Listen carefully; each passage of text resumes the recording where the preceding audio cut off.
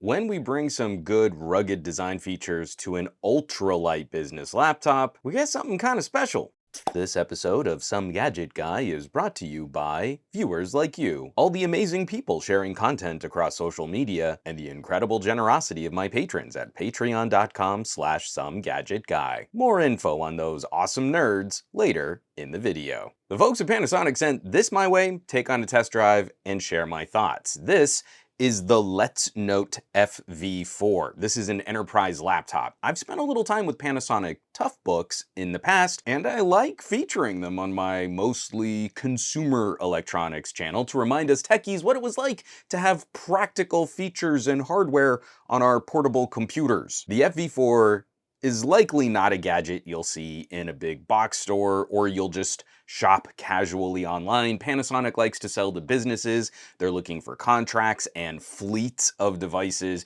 But seeing this in person, it feels like a product we might be able to buy directly someday. A boy could dream. I don't want us to lose sight of different solutions in the market. I don't want us to lose good ideas. Now, the FV4 should look familiar if you're a total geek like me and you remember some of the older ToughBook lineup. This is a deep cut. Back in 2006, there was a line of semi-rugged laptops from Panasonic. The CF was a silver machine with a circular trackpad. Today, we're looking at the FV4, which is a new CF silver machine with a circular trackpad. It's a callback, and it works for me. The design feels a little retro. On the casing here, it's called a Let's Note. It's not directly labeled a ToughBook, and it's kind of built in the opposite direction. In a way, this is an impressively light system. I've been so used to carting around gaming laptops in my new Surface laptop.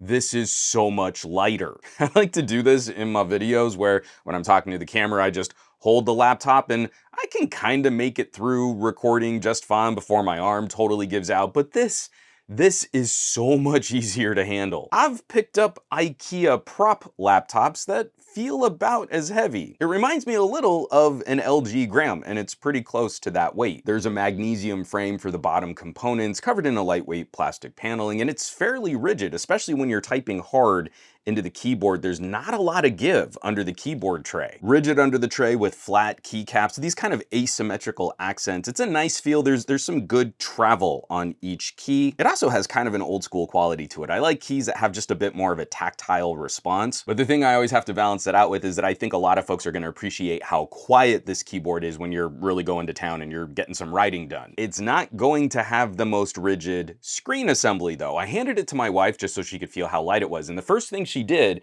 was she tried to open it from the outer edge of the corner, and you can kind of see the screen curve just a little bit. While opening it from there, you want to open it from the middle just to make sure that you're not bending anything. But it's the trade-off making a system lighter. But it's really nice to throw this in a bag. It's not like my Surface laptop is impossible to carry. Oh, it's so heavy. Infomercial hand acting. But if you're trying to keep your pack weight low, this is really nice. It's charming because it's thin, but it still has ports.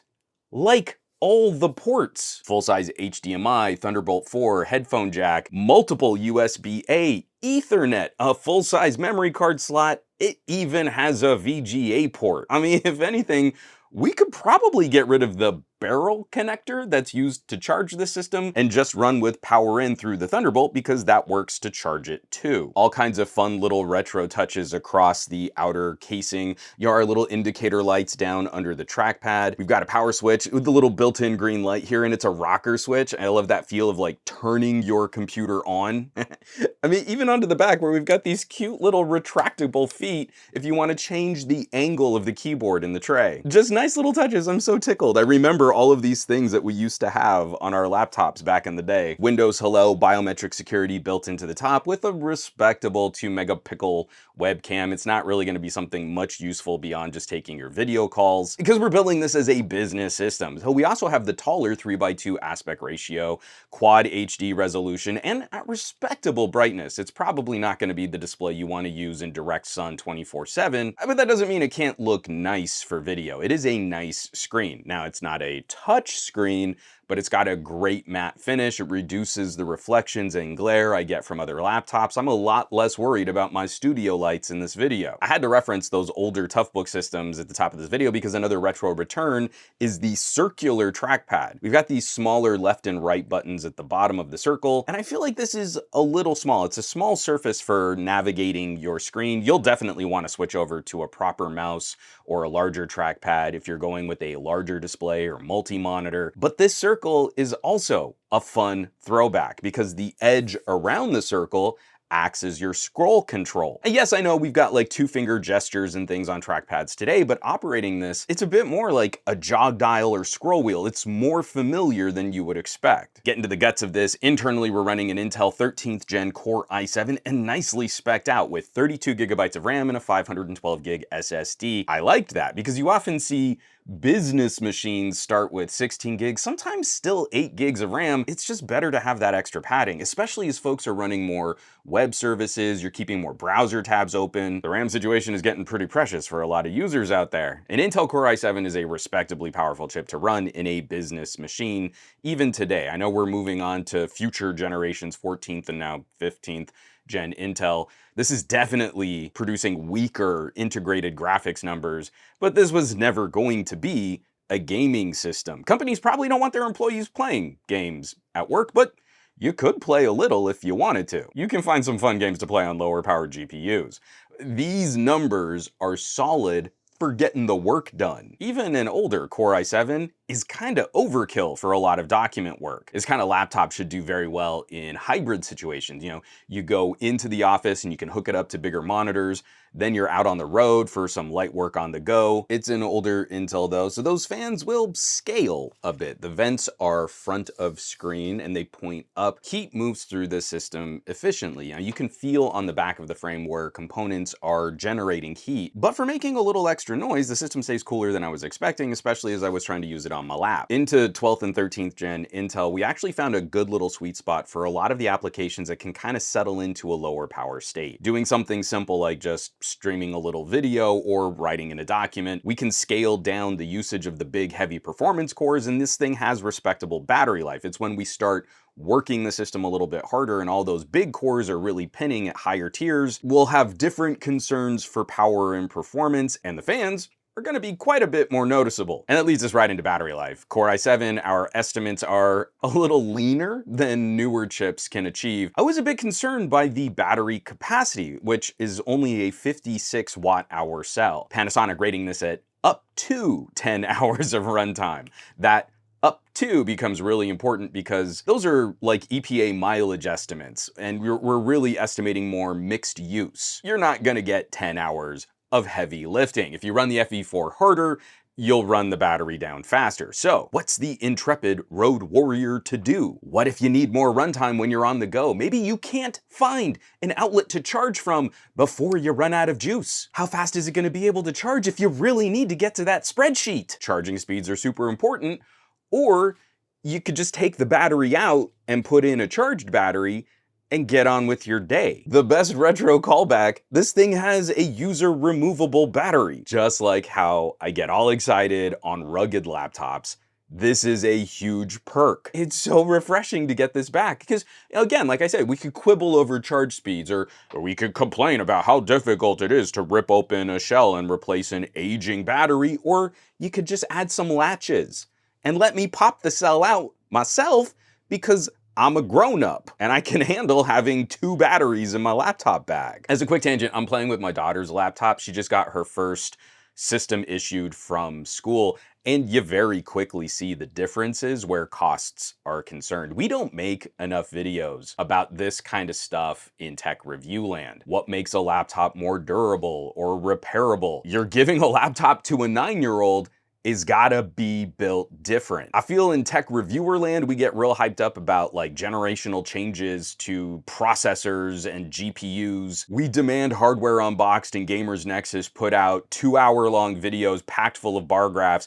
but really we're just looking for a couple scores in gaming benchmarks. And then we act like that's the metric by which we should judge all machines. We're kind of losing the plot on different needs for different consumers requiring different products. Panasonic is reviving some good ideas for IT departments. You manage a fleet of systems. Some of the service contract you might be concerned about for support. Just by making some parts and pieces more easily replaceable, you can solve a lot of potential issues that much faster. You got some laptops that the batteries are starting to run down. Why send the whole system to Panasonic if you can just swap the battery? I know, I'm the old guy yelling at the kids to get off my lawn, but sometimes practical is really cool. I think there's huge potential for electronics manufacturers to consider going back to basics. Clearly, we can build a thin, super light system with a ton of ports and a good screen,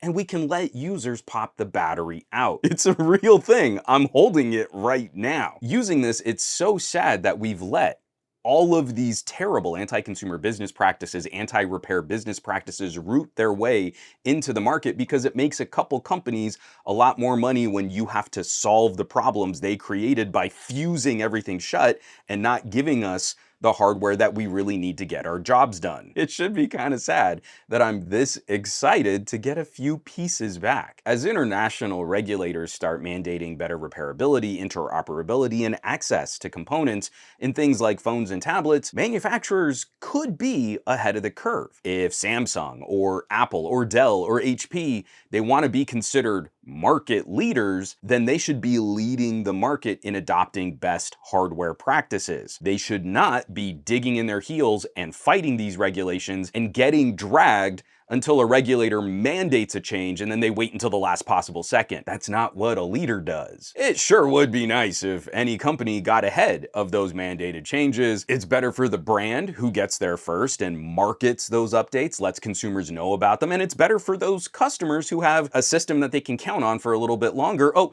hello. That seems to be exactly what I'm talking about right here.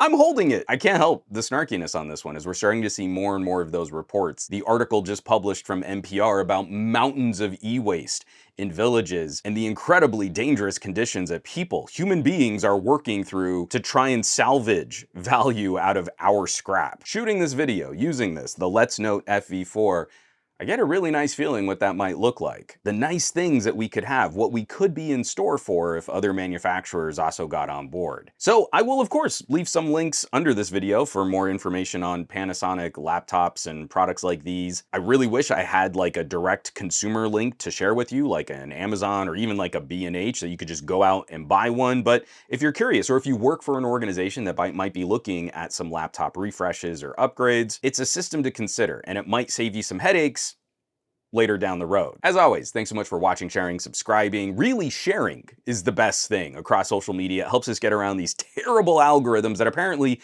never tell you when I publish a new video. It's great. Smash that bell icon. Thumbs up and like. I love testing out new systems. I've really been on a tear with laptops and mini PCs. And the folks who get to see the results of my testing and my coverage first are my amazing patrons, the folks over at patreon.com/SomeGadgetGuy. A huge thank you from the bottom of my heart. These are the folks that are literally helping to keep the lights on here in the Gadget Lab. These videos, reviews, editorials would not be possible without their support, and they're just an incredible group of geeks, really fun to hang out with, so I hope you'll check them out. Once more, patreon.com/SomeGadgetGuy. Now, you know where you can find me across the rest of the internet, at SomeGadgetGuy, basically everywhere, but these days I'm trying to spend a bit more time on the Mastodons. A lot less so on the Facebooks, the Instagrams, the Threads, definitely not on the Twitters. And I will catch you all on the next review.